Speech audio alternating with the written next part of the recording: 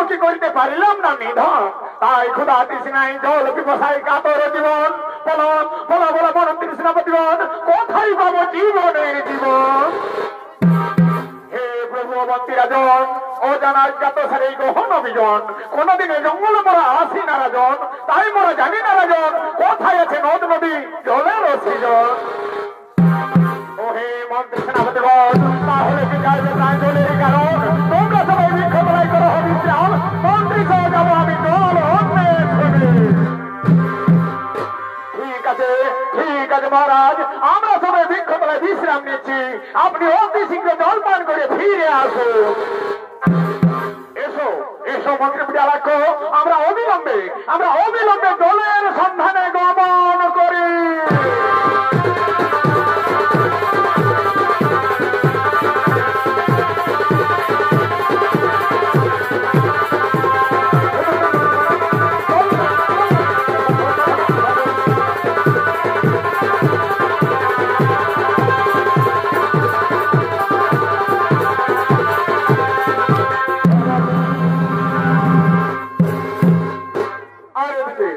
আর এদিকে বিন্দু সরোবরের উত্তর ঘাটে হর পার্বতীর উলঙ্গ অবস্থায় জলক্রিয়া।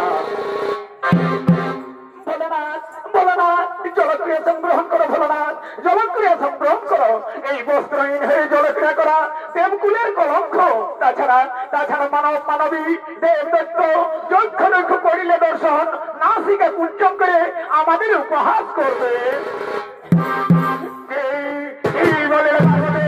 আমাদের গোপন বিহার থেকে পাস করবে, আমাদের জমা থেকে যে পাস করবে, আমাদের অভিষেকতার মন্ড খোঁজে করবে ওই বিন্দু সরোবরের জলে।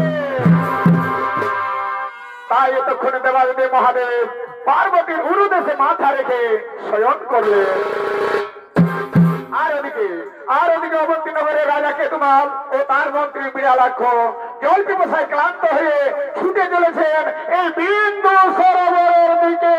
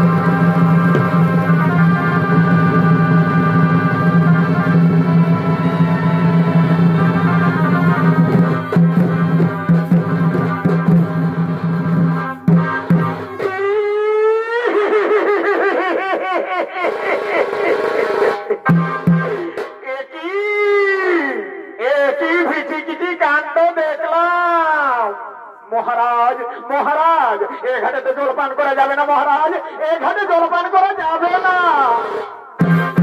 কেন কেন মন্ত্রী বিড়ালাক্ষ, এ ঘাটে জলপান করা যাবে না কেন? আমি রাজা কেতুমাল, সাবিত্রীর পঞ্চম সন্তান, সত্যবান আমার পিতা, ধর্মদেবতার আশীর্বাদে আমার জন্ম, আমি ত্রিভুবনে কাউকে ভয় করি না।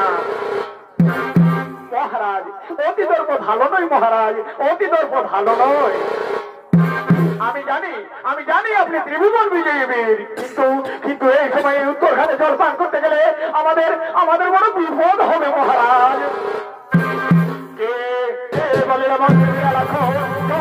আমার হয়ে যাচ্ছে প্রাণ জায়গায় অবস্থা, আর তুমি আমাকে নিষেধ করছো। আমি এক্ষুনি যাবো জলপান করতে।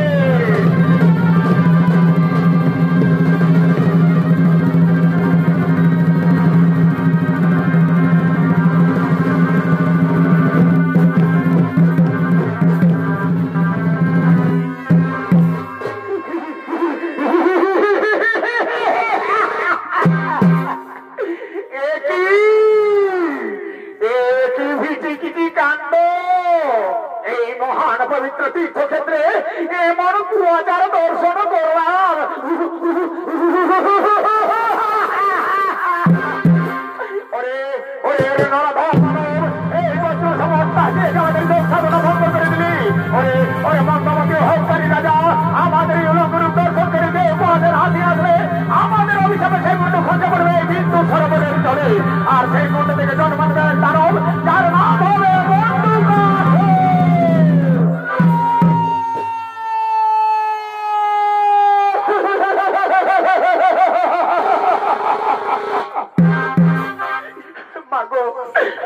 জগৎ জননী বিশ্বপিতা বিশ্বনাথ। আমি উলঙ্গ অবস্থায় আপনাদের চিনতে পারিনি প্রভু, আমি উলঙ্গ অবস্থায় আপনাদের চিনতে পারিনি।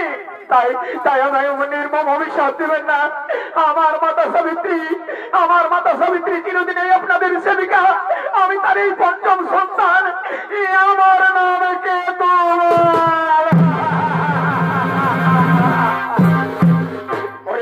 ওরে কেতুমাল, আমরা জানি তুমি সাবিত্রীর পঞ্চম সন্তান, কিন্তু পূর্বজন্মের কর্মফল কেউ খণ্ডন করতে পারে না।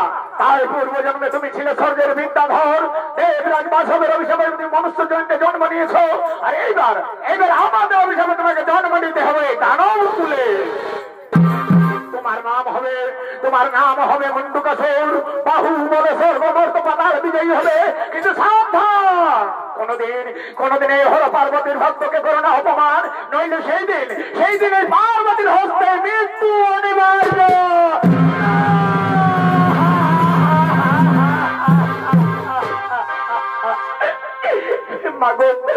মাগো জগৎ জননী, বিশ্বপিতা বিশ্বনাথ, আমি উলঙ্গ অবস্থায় আপনাদের চিনতে পারিনি প্রভু। তাই আমি এমন নির্মম অভিশাপ দিবেন না প্রভু। এই লঘু পাপে গুরুদণ্ড দিলেন।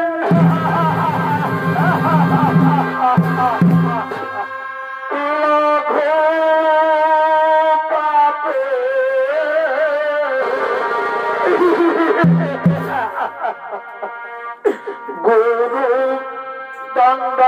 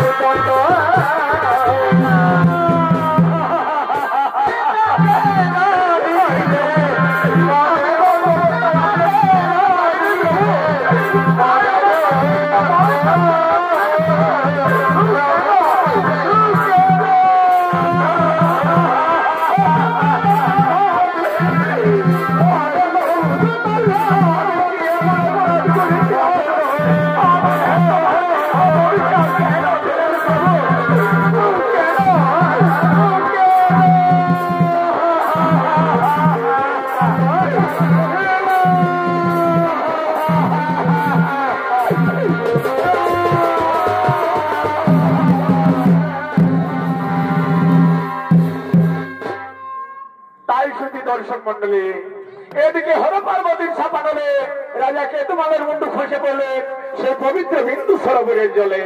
আর সেই ছিন্ন মুন্ডু থেকে জন্ম নিলেন ভয়ঙ্কর দানব, যার নাম হলো দানব সম্রাট মুন্ডুকাসুর। তাই এতক্ষণে দানব সম্রাট মুন্ডুকাসুর সঙ্গে সহিত সমতলে নিজ রাজসভার দিকে করিতেছে আগমন।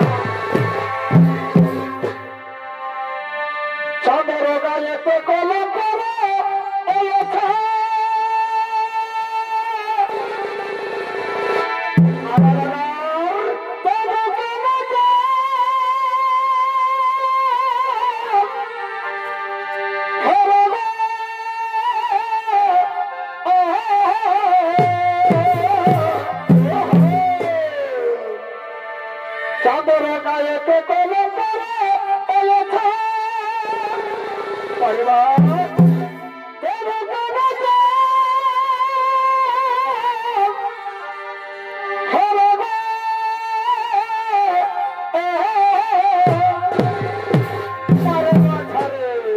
আমি প্রবল থেকে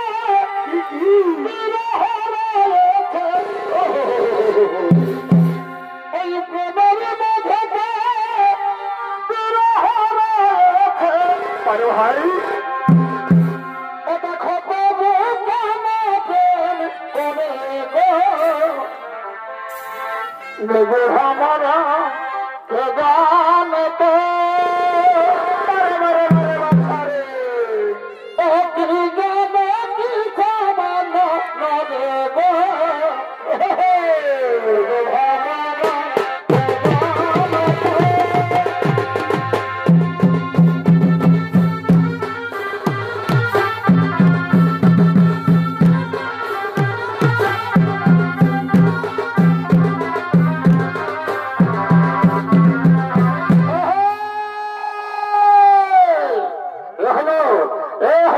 দানব সম্রাট মণ্ডকাসুর সেনা সামন্ত সঙ্গে নিয়ে নিজ রাজসভার দিকে করেছেন আগমন।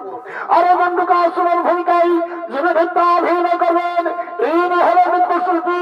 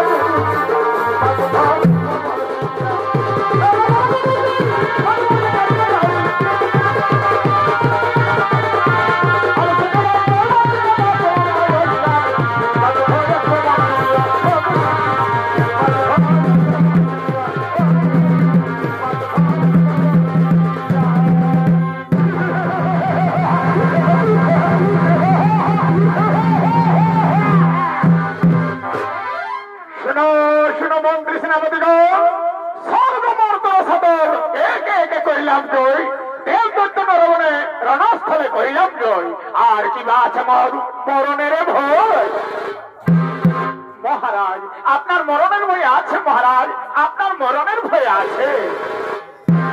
এবারে দেব সংসারে কেউ চিরজীবী হয়ে বেঁচে থাকতে পারে না যদি শিবের মতো মৃত্যুকে জয় করতে না পারে। তাহলে বলো বলো বলো মন্ত্রী সেনাপতিগণ, ওই মৃত্যুকে জয় করতে হলে আমাকে কি কর্ম সাধন করতে হবে? মহারাজ ওই মৃত্যুকে জয় করতে হলে আপনাকে কঠোর তপস্যা করতে হবে। তপস্যা ভিন্ন এ মরদেব সংসারে কেউ অমরত্ব লাভ করতে পারে না। তাই আপনাকেও নিরাহারে পাতাহারে এক কত ভোর দাঁড়িয়ে তাই মনোকে নিষ্ঠার সেই তপস্যায় মগ্ন থাকতে হবে। তাহলে শোনো শোনো মন্ত্রী সেনাপতিগণ, তোমরা এখন নিজ নিজ আলোয় করো ভগবান। আমি এই কেদারণ্যের গভীর জঙ্গলে কঠোর তপস্যায় মগ্ন হয়ে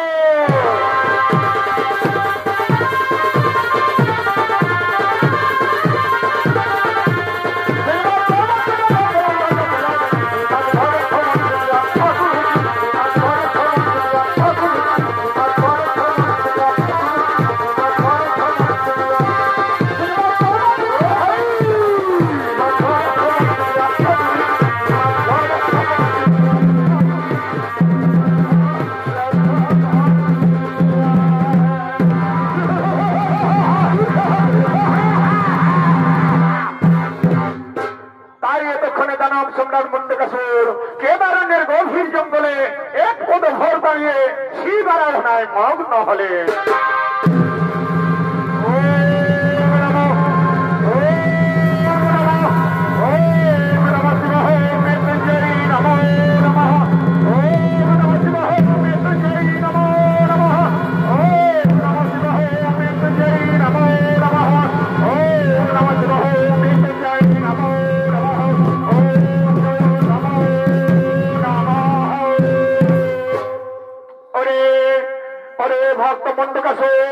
জ্ঞান চক্ষু করল মিলন কে দেখো ভক্ত, আমি তোমার সম্মুখে এসেছেন আমার প্রভু। সত্যি যদি আমার তপস্যা সন্তুষ্ট হয়ে যায় প্রভু, তাহলে তাহলে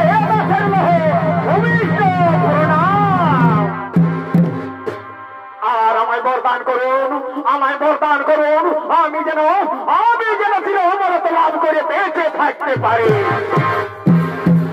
অসম্ভব অসম্ভব, এই মরজগৎ সংসারে কেউ চিরজীবী হয়ে ফেলতে থেকে পারে না ভক্ত, জন্মিলে মরণ হবেই হবে। তাই অমরত্ব বর ভিন্ন, তুমি আমার কাছে যা চাইবে তাই পাবে।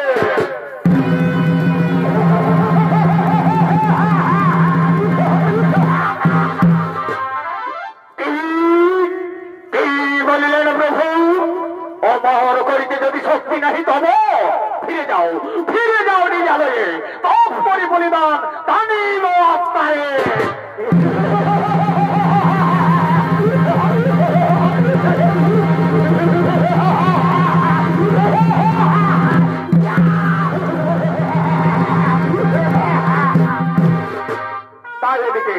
তাই এদিকে দানব সম্রাট মুন্ডুকে শুনে অটল অটল কঠোর তপস্যার তেজে সমস্ত দেবতাগণ ভয়ান্বিত।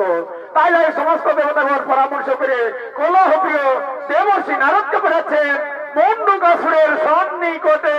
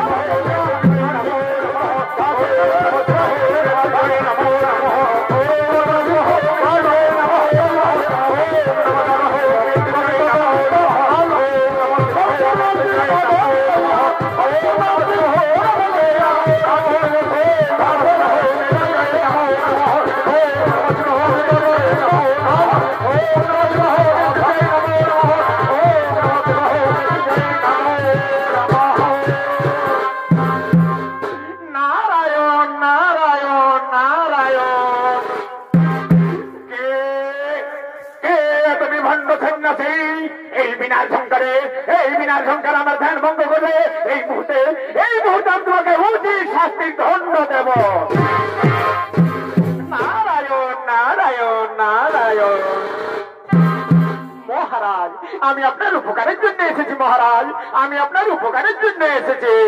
আপনি যদি অমরত্ব লাভ করতে চান তাহলে সুমতি নগরের রাজা সুরত তার একমাত্র কন্যা মনিকা, সেই মনিকাকে আপনি যদি আপনার কুলদেবীর মন্দিরে বলিদান করতে পারেন তাহলে আপনি হবে চির অজেয় অমর, চির অজেয় অমর। এখন আমি আসি মহারাজ, এখন আমি আসি।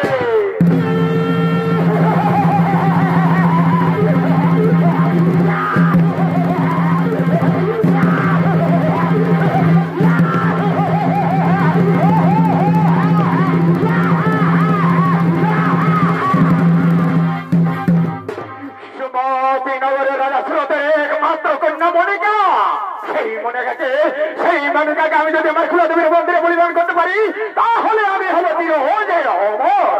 না না না না, আর বিলম্বের নাহি প্রয়োজন। আমি এক্ষুনি সেনা সামন্ত লয়ে গিয়ে ওই রাজা সুরতের রাজ্য সুমতি নগর করিব আক্রমণ।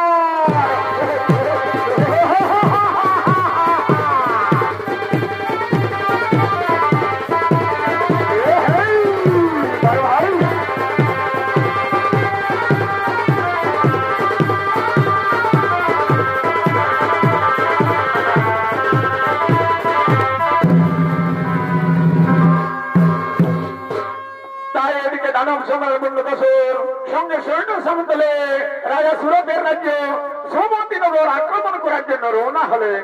আর ওদিকে সুমতি নগরের রাজা সুরত তার মন্ত্রী সেনাপতি সৈন্যগণ গেলে বাসন্তী দেবী রমবী দেবীর উৎসব পালন করার জন্য নিজ রাজসভায় করিতেছেন আগমন।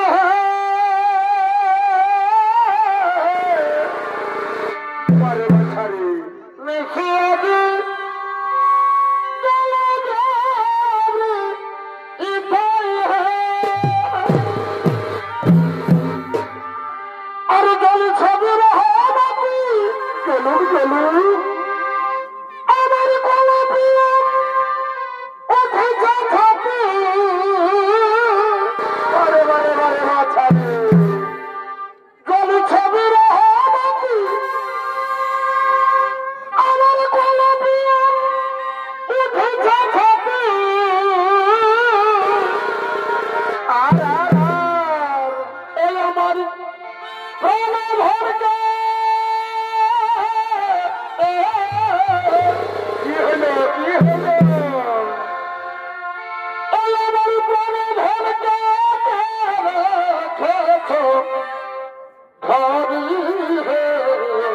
বড় দুঃখের কথা কেমন ভাই ধরি হে আরে মারে বাছারে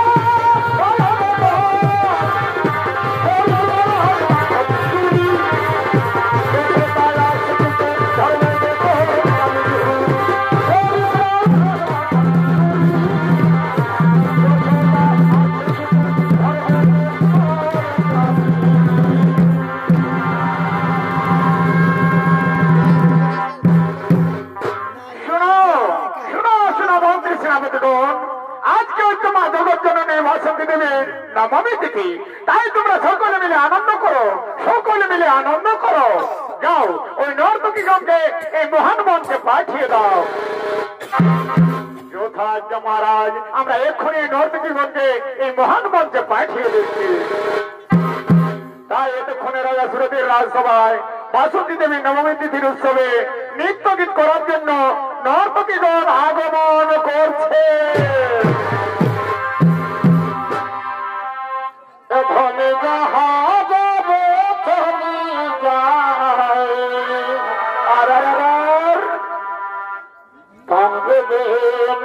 মুখে ভুলে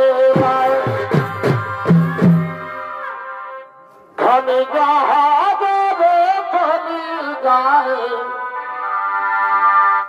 তার মুখে ভুলে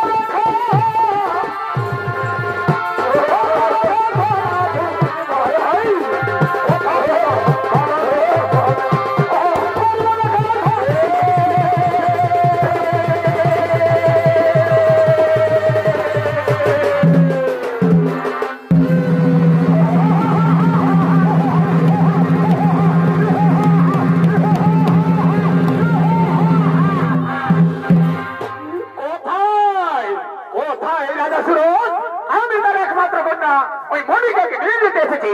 তাকে যদি আমার কুলদেবের মন্দিরে পরিচালনা করতে পারি তাহলে আমি হবো চির অজেয় অমর। সাবধান হয়ে দুর্গম দানব, এখনই পাঠাবো তোমায় সমন ভবন। ঘর অস্ত্র করণ দেখি দেখি মৃত্যু দেবতা কারে করেছে স্মরণ।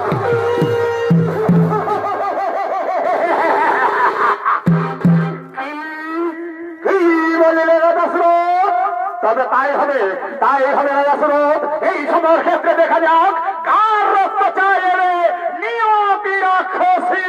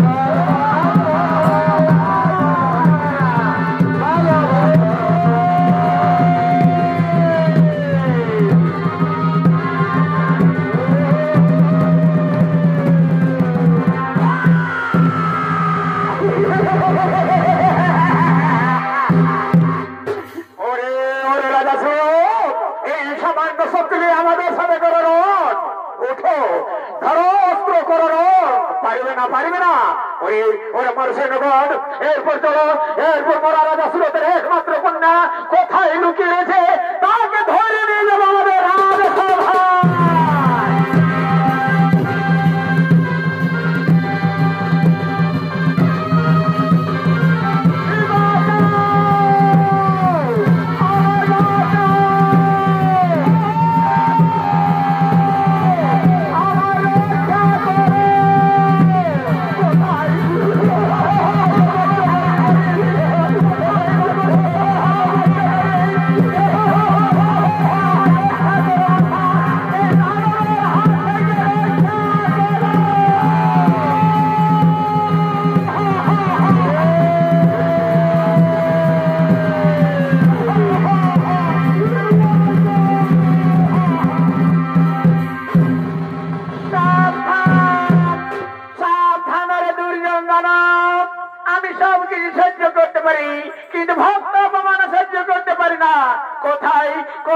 লুকিয়েছে রে মন্ডকাসুর। সাহস যদি থাকে তোমার মুখে, এগিয়ে আয় মার সম্মুখে।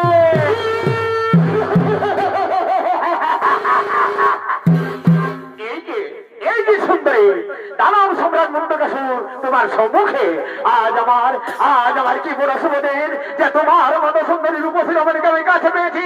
তাই আজ আমি রাজা সুরতের একমাত্র কন্যা সেই মণিকার সঙ্গে তোমাকেও ধরে নিয়ে যাবো আমার রাজ প্রাসাদে। সাবধান সাবধান রে দুর্জন দানব, আমার ভক্ত কন্যাকে যদি নিয়ে যেতে চাস তাহলে আগে আমার যুদ্ধে পরাজয় কর। সেইটা